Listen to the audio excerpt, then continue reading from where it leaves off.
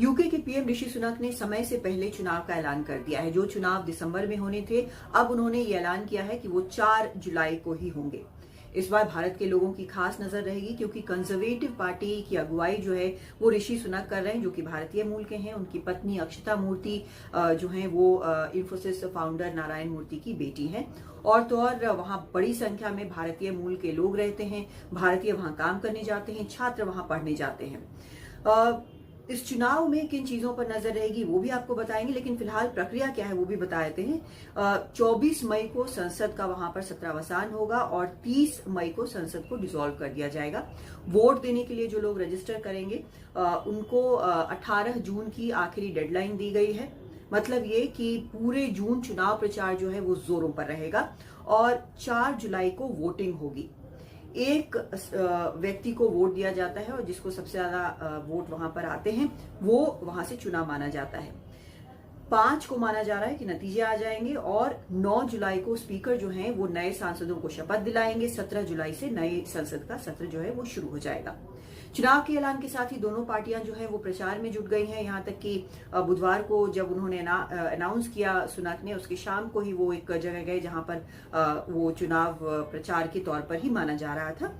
और जो जानकार हैं वो कहते हैं कि सुनक ने जिस तरह से ऐलान किया है चुनाव का, वो एक तरह से प्रेसिडेंशियल फॉर्म ऑफ इलेक्शन नजर आ रहा है, क्योंकि वो अब उन्होंने जो किया है पिछले कुछ वक्त में उसको काफी सामने रख रहे हैं। 14 साल के कंजर्वेटिव पार्टी के शासन के अलावा उन्होंने जो कुछ पिछले वक्त में किया है, जैसे महंगाई नीचे आई है और जो इमिग्रेशन है वो घटा है वहां पर, और उन्होंने जो इलीगल इमिग्रेशन के लिए कदम उठाए हैं, इन सबों को सामने रख के चुनाव लड़ रहे हैं। सुनक का दावा है कि लेबर पार्टी के शासन के दौरान देश जो है वो दिवालिया हो गया और उनका ध्यान आर्थिक सुधार और अनिश्चित वक्त में देश की सुरक्षा का है। ये भी कि ब्रेक्सिट को उन्होंने नतीजे तक पहुंचाया, अपराध आगे हो गए, स्कूल्स में रिफॉर्म्स हुए, रक्षा पे खर्चा बढ़ाया गया।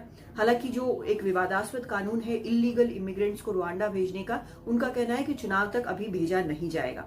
उन्होंने एक और खास बात कही जिसका खासा असर हो सकता है लोगों पर, वो ये कि टैक्स उन्होंने घटाया है। करीब 900 पाउंड तक टैक्स उन्होंने घटाया है, जिसके पक्ष में लेबर पार्टी नहीं है।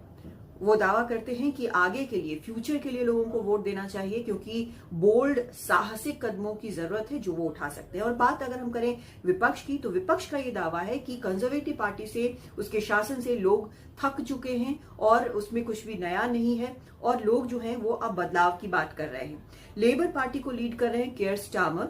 उनका नारा है time for change, stop the chaos, reset the economy and politics, यानी बदलाव, अव्यवस्था का अंत, बेहतर अर्थव्यवस्था और बेहतर राजनीति।